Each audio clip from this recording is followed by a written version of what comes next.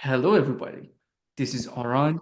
I am an educator of philosophy based in Austin, Texas.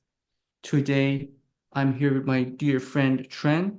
We're going to continue our conversation on Hegel's reason in history. Hello, Tren. Hi, everybody. This is Shem, your friend. I'm a cultural historian for early medieval Europe and late medieval China. I'm also based in Austin, Texas. Always forget to say that. Yeah, it's good to be with you all. So, what we have talked about so far has been kind of an extensive summary or reconstruction of Hegel's argument in Reason and History and how he moves from a very specific conception of human nature to an understanding of what it means for history to have an end, and what that end even means, and how what is the difference between an end in the usual sense of it and the end that Hegel understands and in Reason and History. In the last episode, we started to kind of work our ways towards a critical engagement with Hegel's points and not just reconstructing his arguments. And we discussed a number of issues from the relationship between religion to nation to the relationship between church and religion. And our emphasis was about this kind of like uh, constellation of concepts that are very important in Hegel, and like thinking about how they come together in terms of like what is a nation, what is the state, what is the religion, what is the church, and how all of these elements kind of come together or they don't, and what are kind of possible problems that might exist in Hegel's account at this conceptual level. Uh, Today, we are going to talk about a different series of issues that we have uh, with reason in history, and hopefully we can just kind of see also like from this engagement like where our interest in general is kind of like moving towards, and probably is a good opportunity to just kind of have a very brief um, kind of a view of like what probably our emphasis is going to be in the process of reading more and writing more and making more videos as part of the Versucha project. So Trent, do you have anything about the summary? No, I'm just looking forward to this discussion and I'm talking with you about like the future of the Versuche collaboration. What kind of Mhm. other media are we gonna explore very soon? Yes. Yeah. So the points that the, uh, to me are important here. There are more broad, basic problems that I see in reason and history, and there are kind of um, they are all interrelated, but there are some more like probably more surface level problems that I have, and I think all of this could come together. It may not look as if I'm going point by point, but they are kind of like intertwined. So the one thing that it's uh, continuously kind of bothers me in like dealing with Hegel is that he this is more like an internal inconsistency of like what he says, but the point of that kind of inconsistency might be translated into something more than an internal conflict. And that's the point about like this kind of like self enclosedness of states, and at the same time, all of them being part of the same thread, right? And we can think about local ends of states, and you can think about universal end of history, right? Because in many places in recent history, what Hegel says is that every state has some principles, and it acts based on those principles, and that's it. That's what is happening, and in the end, like at the end of the philosophy of right, for instance, you see a version of this, that Hegel thinks that when it comes to the adjudication between the states, we're somehow in the state of anarchy. Like for Hegel, there's no universal court of justice. Yeah, you can have such an institution, but that doesn't really have any sort of an authority over states. Like states are kind of internalized, and they are working based on their own principles. On the other hand, he thinks that there is this kind of universal history as a judge, right? That universal history is a judge in the sense that it can kind of like break into all of these kind of differences between the states and its local ends, and kind of like transcend the differences and come up with some universal assessment of, for instance, whether Chinese civilization is doing good or not, right? And these two elements are in some ways reconcilable if we think about the concept of reconciliation in Hegel, right? That we discussed a few episodes ago, the point about justice, right? And if we start thinking about justice as a claim that norms make sense, then we can think about the states as all making a claim of justice. And if we are making claim of justice, then we can go ahead and see like how everything could be graded in terms of like how much actual justice happens. The problem that I have with that approach is that then the states do not have their own self-sufficient principles. Like all their principles is reducible to the principle of justice, and then it is a matter of how good they are at really actually creating a just world within that state. Are they really self-enclosed then, or not? Like, what is this about like self-enclosedness of states and the relationship between the universal history? Because on one end, the pull is on the one hand to say that no, states are their own thing, and Hegel says a lot of things about like historical elements in terms of like you can never really know what Greeks really lived through or what was really happening there. Or some sort of an element of mystery of like experience of just like we cannot learn anything from history. There is this kind of like very like kind of an isolationist kind of a view of different states throughout history, but at the same time, it's just they're all collapsible into one principle of justice.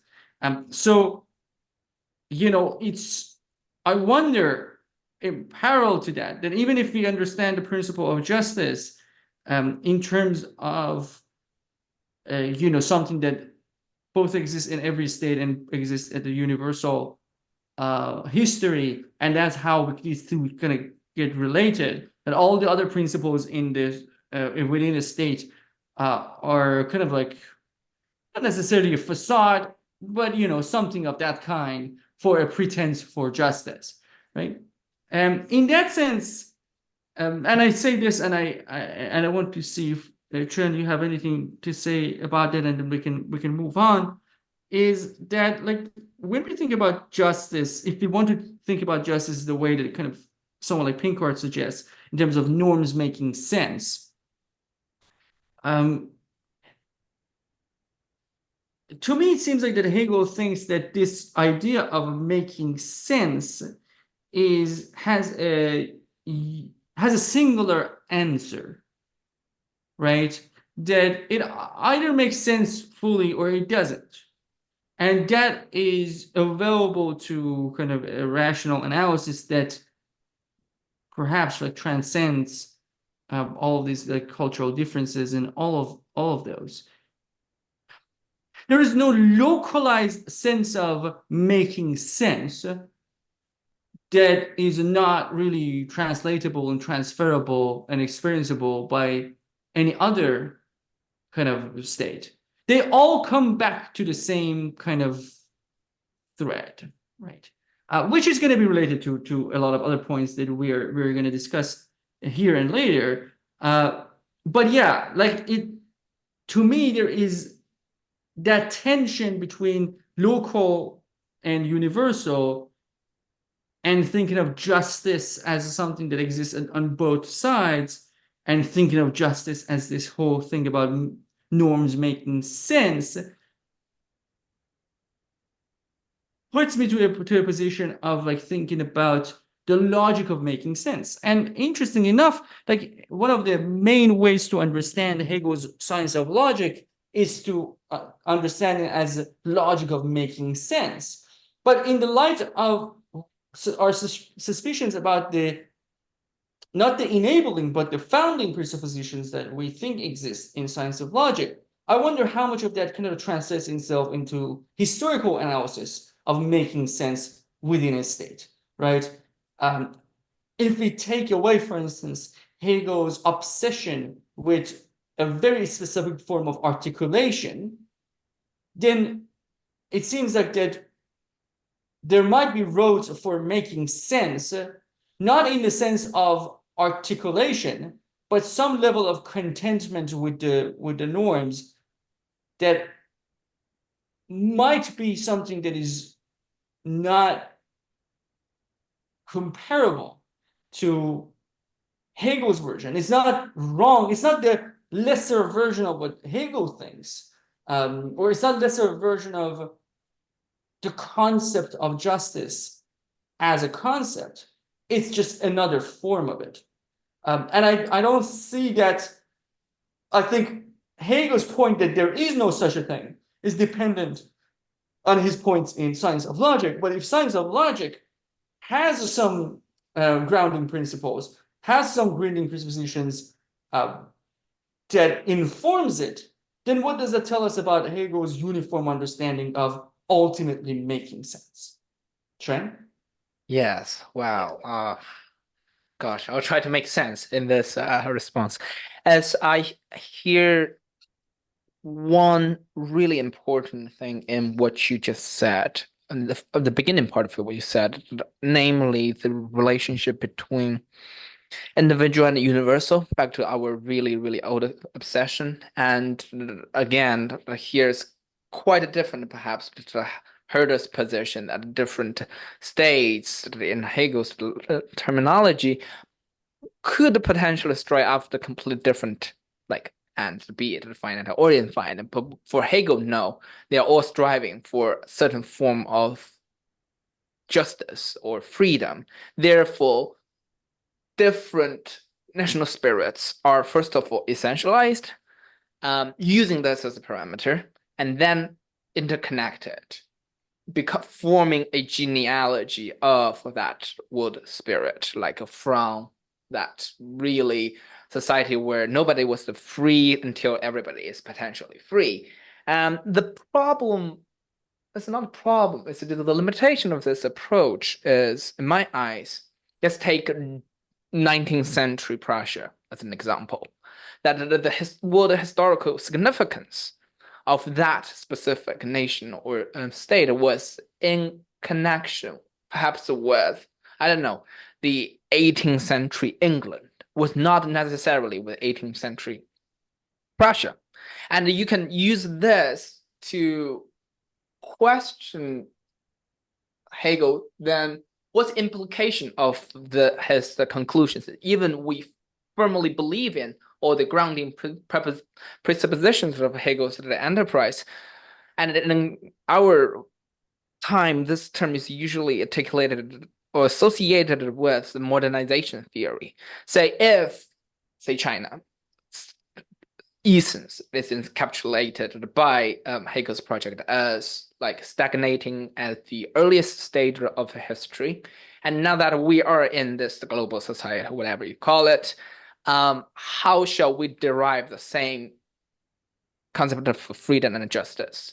Shall we look into its local ends of the state and trace it and better connect it with like the beginning of the civilization? Or shall we only look at, say, 19th century Prussia in the sense, and if so, then how do we deal with all the interconnected connectedness between, say, language, customs, the rituals, religious institutions, and that a specific concept for the human nature as self-determined agent. I think these questions cannot be answered if we only emphasize, if we only if we accept wholesale Hegel's at least in certain passages, considering of national spirits as just a moment and a stage of that world spirit. So that's essentially my response to what you just said. The local, global, universal, individual dimension really hinders to a great extent contemporary understanding as well as the reception of Hegel's world history big picture and apply it to specific contextualized local history or local analysis. Yes, and I think the point that you're mentioning is important. It's kind of inspiring me and saying that I can adding something to Right. I think that is like that also has been like we have been articulating that problem as well, that like Hegel manages to like individual in society, right? Hegel manages to give us an account that individuals are constituted by the society, society is constituted by individuals, there is some level of interdependency between the two, and also like we have parallels of that kind of a moment of mutual constitution with the idea of something and other in the logic, that they are kind of like creating one another, constituting one another, so that it happens kind of simultaneously. What doesn't happen there, and we talked about this when we were talking about science of logic, is that why is it even necessary to think about as something that has like an identity, and even more than identity, an essence, that hey, and there is an other to this something, that the other is kind of contributing to this constitution of this something, but the something is a thing. Why not just getting rid of like that, or kind of like recognizing that, not just getting rid of that, but just like recognizing it as a mere like pedagogical tool, which definitely is not for Hegel that way. Like his way of understanding of nations and his spirits is like, okay, here's China, and this is it. And China is other. There is a relationship between there, but there is such a thing as a China in this very kind of a, it's its own thing. This interior is very different, and this is going to be related to the things that I'm going to say about human nature. But I think it's just kind of like a priori for Hegel. It seems like that it seems like it's not necessarily a point of contention for him, that maybe there is that border itself needs to be challenged between Protestant Prussia and like Catholic France for all sorts of reasons. And there could be points about unities that exist there, but there cannot, the thinking only about this individual atoms mutually constituting one another doesn't get rid of atomism. That's, I think, my main point. Like atomism survives reductionistic account of these are just unrelated atoms, even if you think about atoms that are mutually constituting. And I think Hegel makes progress towards that kind of a mutual constitution path. But I think in a lot of ways, he still keeps coming back to this point that there is some sort of a rigid unit there. Now, the points that I want to mention now are happening at two different sides. And I talk about them at the same time, I think, because it's it's a better way to talk about it.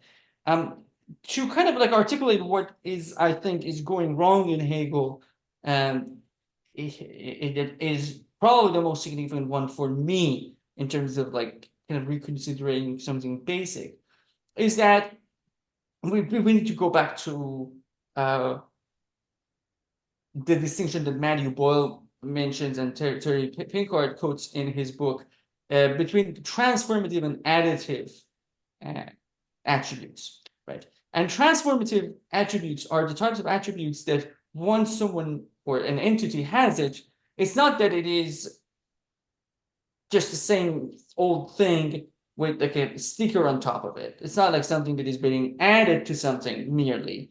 It's now we're in a completely different space, right? And this being in a completely different space itself could be thought as, just being in a different space in having a completely different set of demands, relation to others, everything. And additive attributes are not like that. Additive attributes are just, nothing essential changes in something if an attribute is added to them that is additive, merely additive, right? And in the Hegelian world, I think we can definitely see what is happening with what is transformative and what is additive. Self-conscious agency is a transformative feature, right? When self-conscious agency is added to an animal, it's not just yet another animal in the, it's the continuity. There's a leap. We're in a new space. Okay. So self-conscious agency for Hegel is a transformative attribute, right? Culture, I think, for Hegel is additive, meaning that no matter how much cultural change exists within self-conscious creatures, they're basically the same thing. Nothing has been absolutely transformative about their nature, right? About their core hasn't changed. Just like, nothing about a cat will change if the cat is feral and aggressive and like hunting things. Then a domesticated cat that just eats good food and sits on the chair and gets chubby. Like it's the same thing. The basis remain the same. The core remains the same. Nothing happens. Now, my point is that what Hegel thinks is transformative could be very much additive, and what he thinks is additive could be very much transformative.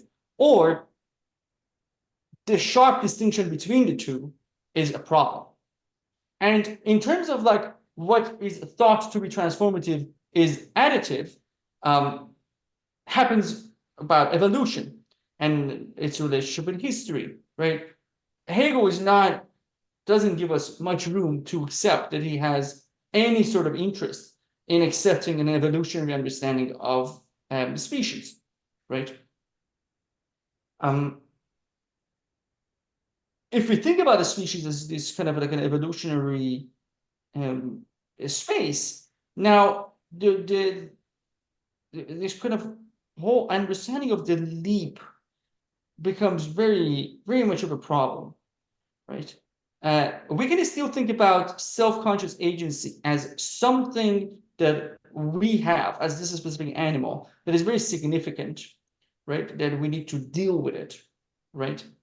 And it has a transformative element in it, but we are still an animal.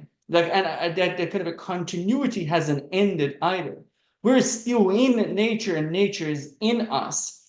And the difference between us, like this kind of a view that we are now this separate thing that is just absolutely transformed and doesn't need to really care. Like everything what desires and all of that just gets to the secondary thing, right? And I think my main issue is going to be kind of a hierarchy of attributes. Then we have the animal side still, but the animal side is not important. The self-conscious agency is important.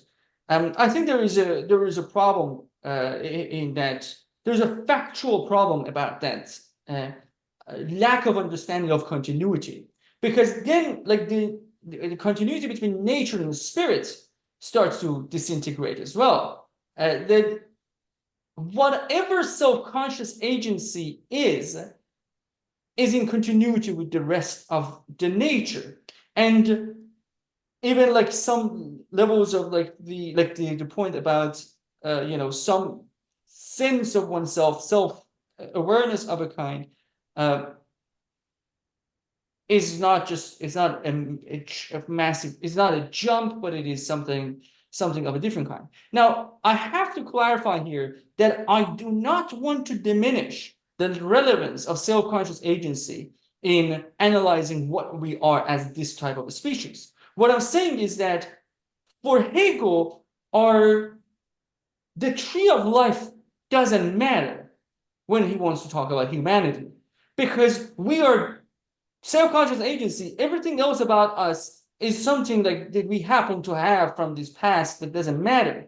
But if there is this continuity between us and nature, then what we think about ourselves, what we think about our social structures, should also benefit from that kind of a very long line of life, because there is no leap of the kind that Hegel has in mind in nature. There is continuity through and through.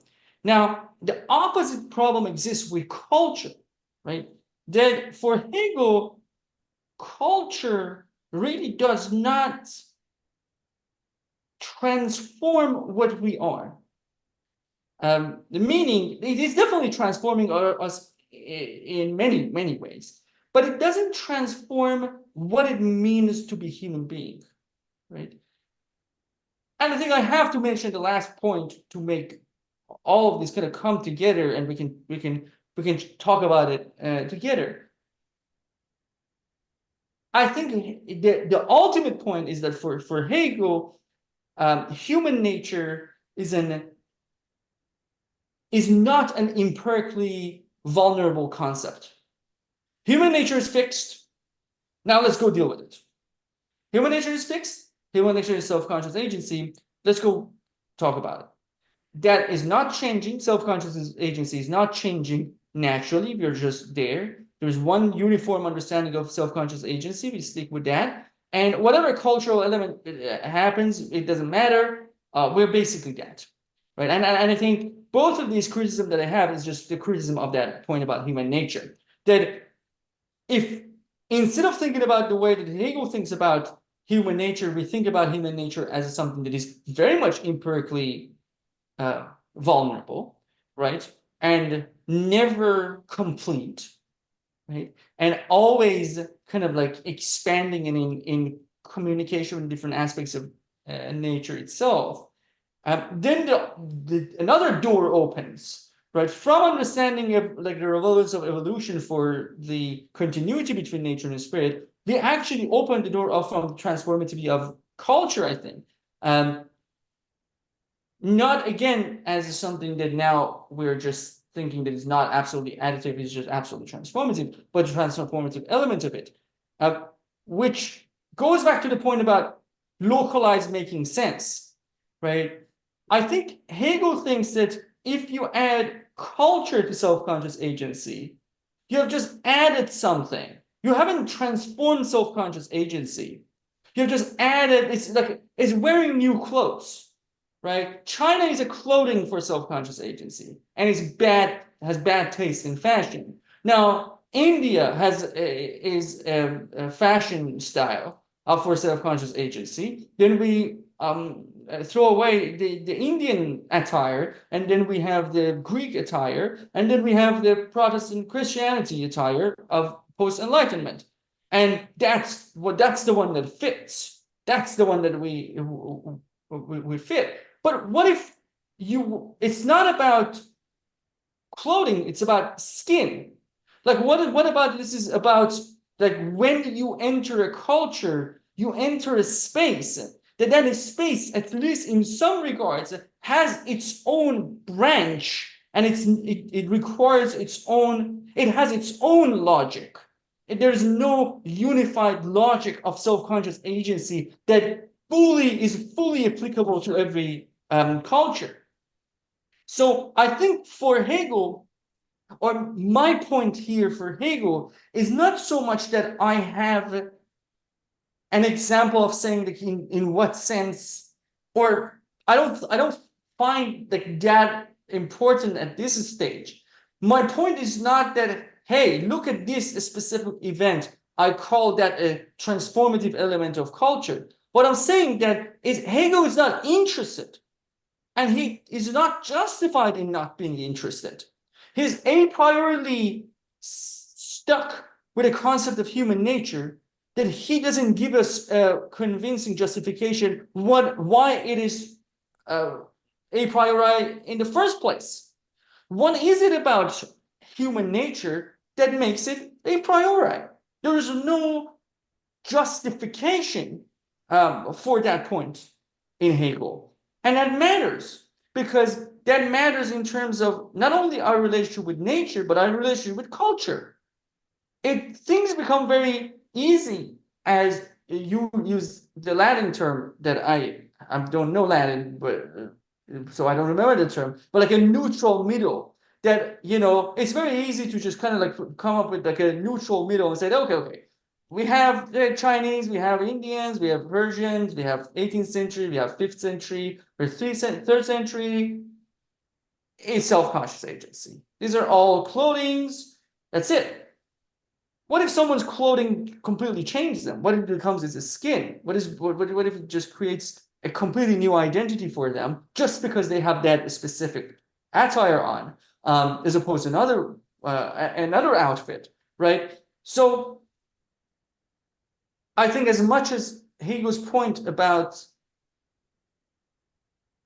discontinuity of the spirited culture is not realizing how much things are in continuity, his absence of interest into transformative part of culture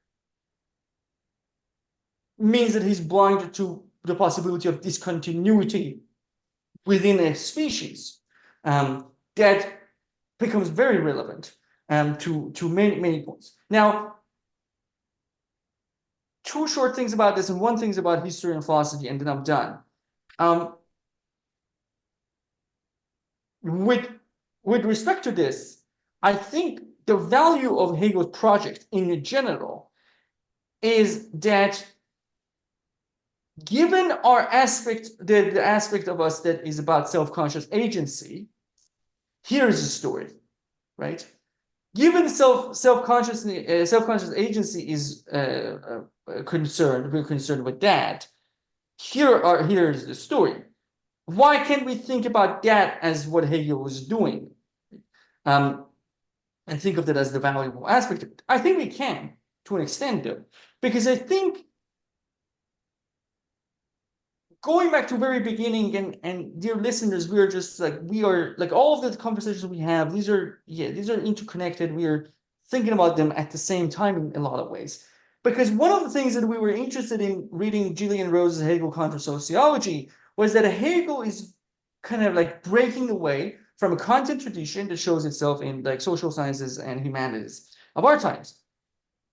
My disappointment is that Hegel does not break enough from Kant, because the exact problem that I have with Kant is that Kant thinks in moral landscape that culture is something additive, and to know how to act, you need to go back to the standard based on self-conscious agency.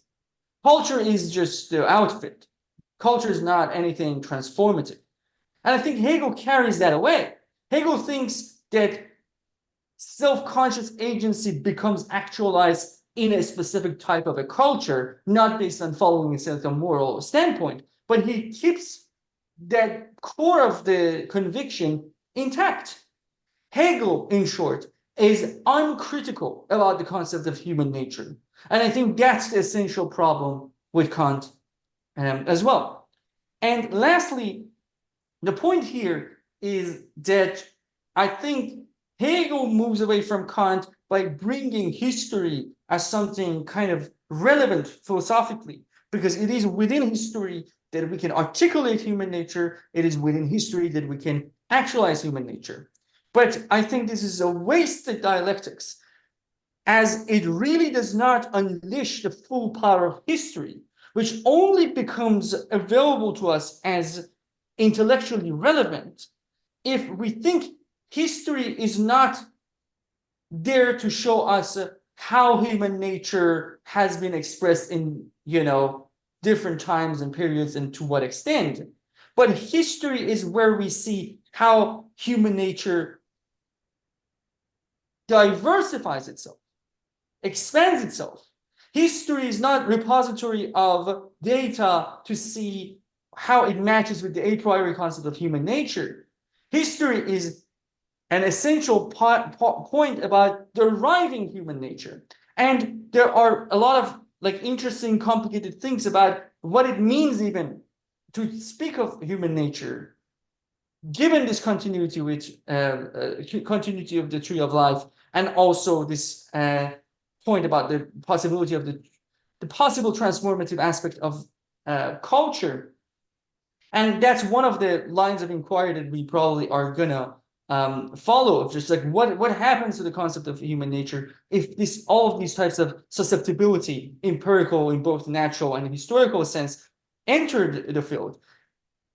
We are of the conviction at this point that that doesn't destroy everything meaningful about the concept of human nature, but it fundamentally transforms how we should think about it. And we are not satisfied at that level with Hegel at all. He starts that relationship between history and philosophy, but where we end up being at is a clear hierarchy. Philosophy has found the human nature. History, show it. It's history is a tool for the philosopher to find like what it has already. History cannot give feedback to philosophy when it comes to the concept of human nature, right? Human nature has been discovered, has been settled philosophically. History is just there to provide data and to confirm. And we are fundamentally opposed to this conviction. Trent.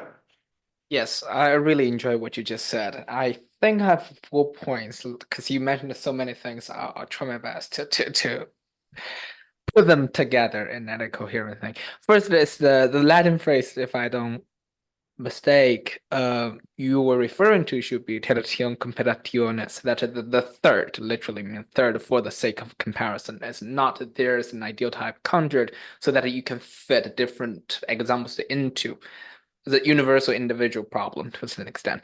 Second, I think I really like what you said about history and philosophy. I think in history, periodization, for instance, is really crucial for any historiographical act to be possible. As one premises is acknowledge itself to be man-made. It's something not a priori. However, periodization in Hegel's history definitely has the point of like introduction of self-consciousness that is not a more or less man-made point of distinction for Hegel. That must be there. Otherwise, there's no point of history. History would not have been possible. Like human nature as like a self-conscious agent. And in that sense, perhaps the Hegel or Hegelian type of scholars who use historical data to make their point need to listen more to what cultural historians actually do in like deconstructing or like emphasizing how fluid periodization could be.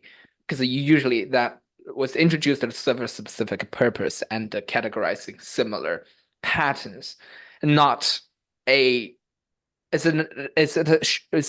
a tool. It's a shorthand. It must not be confused with axiom, which to a certain extent, I think Hegel's periodization of the absence and the presence of history is confusing the two. The third is I totally agree with the brilliant point about additive and transformative.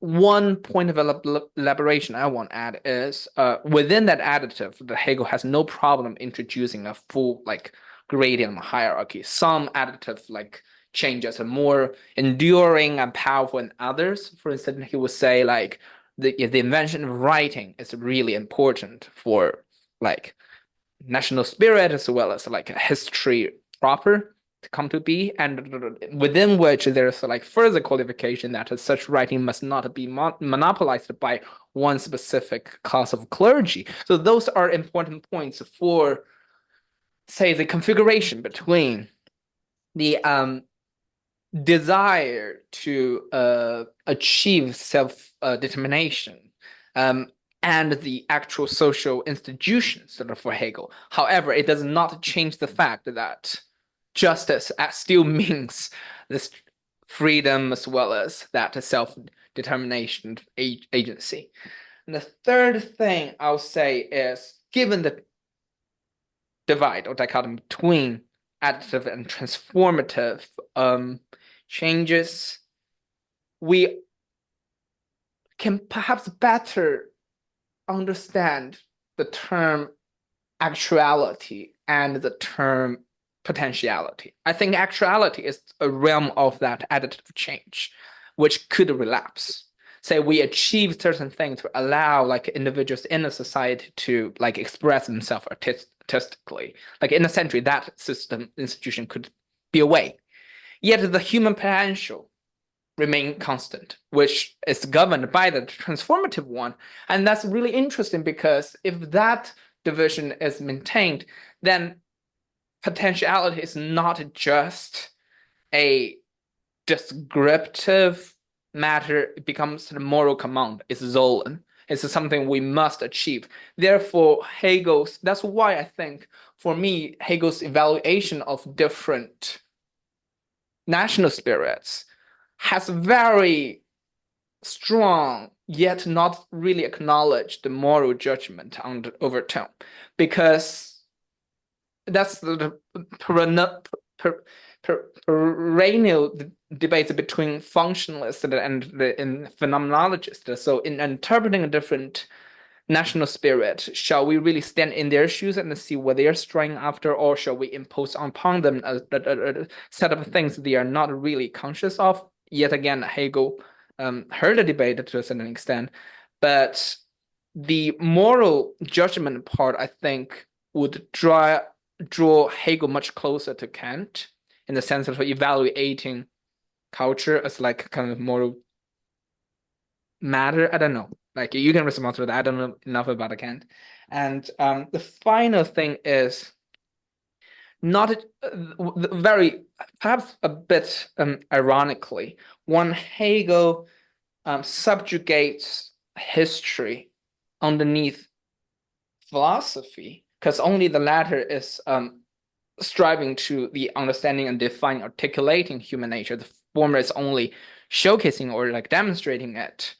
At the same time, he also subjugates the philosophers underneath men of action. I think that's a quote from him. People like Napoleon, in the sense that individual special experts who strive to understand or define human nature and see reason in history are not necessarily the persons or individuals to bring about them in terms of the institution building, which are ascribed and allocated to a different realm, belong to different people, which reminds me of two persons. One is Max Weber, who writes science, basically science as vocation and politics as a vocation.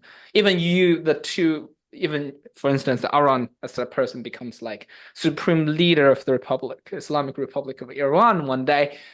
He is embodying science when he is like doing the Fazula project, and he is embodying the like man of action persona of him when he's like leading the nation. The two must not conflict. There's one person. The second person that reminds me of is yet again Kant. So just to affirm your point, like I started this project thinking Hegel would provide something radically different from the new Kantian paradigm, as like Julian Rose really vividly demonstrates, which has been ruling contemporary social theories of sociology as a tyrant. We thought, both of us thought, like Hegel's enterprise provided a really amazing materials, perhaps even the very concrete user's manual to like deconstruct it. Perhaps we were too naive, too over optimistic in believing the second, but perhaps his project still provides us really important tools, at least to better understand what is required to problematize that new Kantian methodology. For instance, here is what I say the separation between the compartmentalization of historians, philosophers, and the men of action. That's actually my fourth point. And Hegel's project, I think, help us to understand in order to get beyond this, we must question those grounding presuppositions with, in his case, with regard to human nature. So I think our next step will be into the realm of human nature's different attempts, biologists, ritual specialists, maybe like dance theorists or practitioners. How do they understand human beings from their perspectives, and which ones could help us to perhaps better criticize or articulate our dissatisfaction with Hegel's a priori definition of this category, and what are the implications of adopting a more fluid, evolutionary, dispersed like understanding of human nature would have on like cultural interpretation or comparison. Yes, that's all I got for like. Yes, so that's all great, and I think it's something that you mentioned about like the clarificatory point is within like the point about potentiality and actuality. I find that very important. That like the writing system example, for instance, right? And I think that's very important. That of course, like writing system is transforming something, right? But the way that Hegel understands that transformation is in the language of actualization. He understands transformation within human society as actualization, and or lack of actualization. Yeah, like not actualizing, right? There is no cultural achievement that transforms human nature for Hegel. It either makes the potential more actualized or less actualized, more articulated, less articulated. Like all of that is just has happening within that. Yes. So yes, I think I'm in agreement with you in other respects, and I think yes, we were expecting a more radical thinker in Hegel, but I think engaging with him is actually kind of like has brought to the foreground uh, an articulation of like what is actually missing in all of them, right? All of these like thinkers that we have problems with. And I think there is this point about like a priori understanding of human nature. Like you see how it gets transferred into someone like Marx as well. And it's very fascinating to me. And I think this is the last point I'm going to say about the concepts here that we discussed. And I finish with something about like our future projects. Is that it's fascinating to me that how Marx is also falling into that kind of a same pit that like he thinks of human nature as like one like has a human nature conception, and that human nature conception is not necessarily self-conscious agency in the same way. It's like a more like materialist version of it. Uh, but you see the exact pattern happening there because then economic activity becomes the real thing, and everything else is either reducible to economic activity or something additive, right? There's no cultural, like there is nothing that could really transform that like basic point about economic tendencies of humanity, like or economic demands of humanity. The same rigidity of relativizing everything to the one thing is just it keeps happening, and I think, and this is I think is a good bridge to say just a little bit about how I think I also think in addition to you about our future of our project. I agree with everything you said. I think one reaction to this is to go just just kind of explode and say that okay, there's nothing. There's nothing. There's just things are happening. There's nothing. There is no meaning to just kind of have an inquiry into like human nature, and just yeah, that's and because of that, like a kind of a postmodern conviction about like lack of grand narratives and like things of that nature kind of ensues. I think we find that approach at a very different level unconvincing as well, because that seems very axiomatic as well. Like in terms of like what is unifying in the entirety of like human species, our point is that there is no a priori answer to that, and that requires its own inquiry. Maybe when we do the inquiry at the level of biology, there are indeed stuff that we could think about, something that is just like very, very much dominantly present. Maybe we go studying like different human societies, and we realize that something like hierarchy is a highly typical aspect of human society, and that's a non-random fact. Well, if we arrive at that uh, kind of a framework, arrive at that kind of a conclusion based on an empirically informed study of human biology and history, then so be it. And if we get to a point that like we see like the branches of human culture going their own way, and like really kind of not being in the space of common communication, right? So be it for that as well. So the point is not to settle on now the opposite view on human nature, or like collapse humanity into animals, or collapse the whole idea of categorization. It's just about understanding the flaws of this type of categorization when it comes to the human concept of human nature. And this actually embarks us on a even more kind of like multidisciplinary dialectical approach. I think what we have like gotten from Hegel is that the key, his point about this kind of a dialectical nature, these mutually constituting structures that he has in mind, uh, is very good.